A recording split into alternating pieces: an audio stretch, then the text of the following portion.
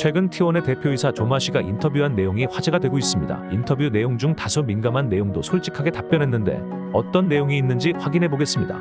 조마시는 현재 리그 오브 레전드의 디도스 문제는 대체 언제 해결되냐고 강력하게 말하며 하루빨리 문제를 해결하길 희망한다고 말했습니다.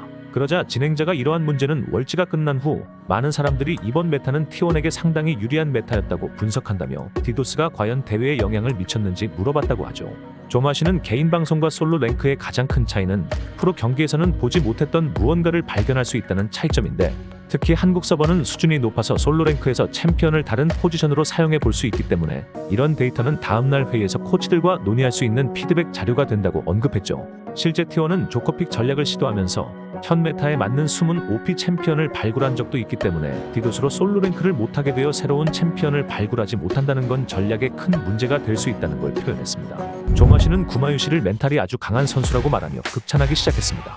실제 구마유시 선수는 네티즌들 사이에서 호불호가 상당히 갈리는 선수로 그를 평가하는 사람들의 반응이 극과 극으로 나눠지는데, 조마시는 구마유시를 향해 그는 적은 자원을 받으면서 팀을 승리로 이끄는 능력을 가졌으며 캐리와 같이 훌륭한 파트너와 함께하는 것도 이유가 되겠지만 구마유시는 자기 자신을 믿고 있다는 점이 가장 큰 강점이라고 말하기도 했죠.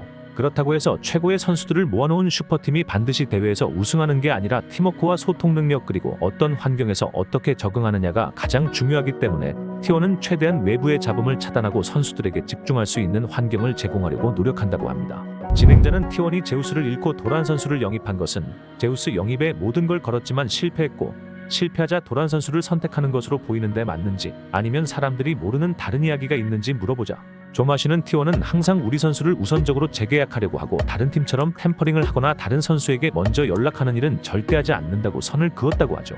또한 런던에서 귀국한 후 제우스 선수를 다시 팀에 데려오는 게 목표였기 때문에 2주 동안 그것만 집중했다고 합니다. 그 기간 동안 제우스와 재계약이 성사되지 않을 거라는 느낌은 전혀 없었지만 FA가 시작되면서 상황이 완전히 달라졌다고 하죠.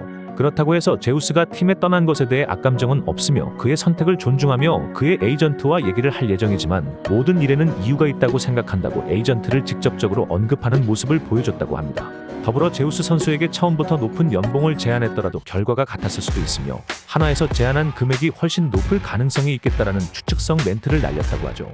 그러면서 제우스가 떠나기 전까진 제우스에게 올인했던 건 사실이지만 제우스가 이적한 후 바로 도란 선수로 방향을 틀었으며 도란 선수는 항상 T1에서 뛰고 싶었던 선수였기 때문에 그런 점에서 상당히 의미가 크다고 합니다.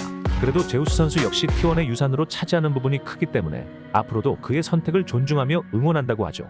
조마시가 봤을 때 도란 선수는 T1에 합류하고 싶다는 강한 의지를 보여줬고 훌륭한 성격과 사고방식을 가지고 있기 때문에 도란 선수가 팀에 들어온 건 긍정적인 변화라고 생각한다고 합니다. 2021년 제우스를 주전으로 합류시켰을 때 많은 네티즌들이 칸나를 어떻게 대체할 것이냐, T1은 우승하지 못할 것이라며 부정적인 반응을 보였지만 이후 T1은 3번의 월즈 결승에 진출했고 2번의 우승을 했으며 변화를 싫어하는 사람들이 있겠지만 우린 역대 최고의 로스터라고 말했다고 하죠.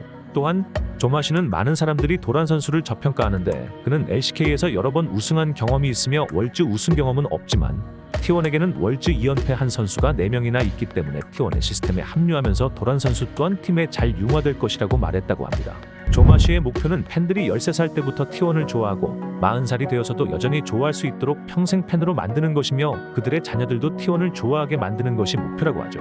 이 때문에 T1은 e스포츠 아카데미를 운영하고 있으며 내년부터 페이커 장학금을 도입할 예정인데 이를 통해 2명의 학생이 아카데미에서 전액 장학금을 받고 루키팀에서 자리를 얻을 기회를 가지게 될 예정이라고 하죠. 요즘에는 예전처럼 16살 된 아이를 게이밍 하우스로 보내는 일은 어렵지만 다행히도 T1을 알고 계시는 부모님들도 계셔서 교육 과정이나 선수 모집 과정이 훨씬 수월해지고 있다고 합니다.